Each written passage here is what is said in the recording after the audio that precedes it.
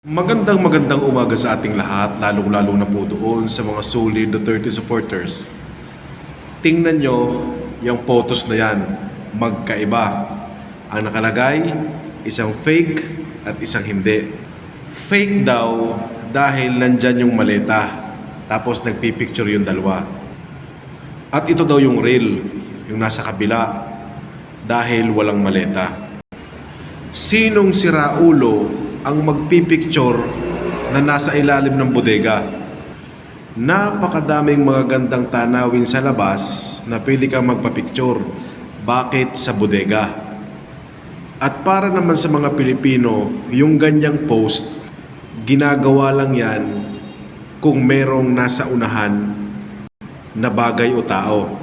Kunwari, may bago kang biling TV, nasa harapan mo yung TV, magpo-post kayo ng ganyan. Kung tunay, yung walang maleta, anong piniflex nyo dyan? Hagdan?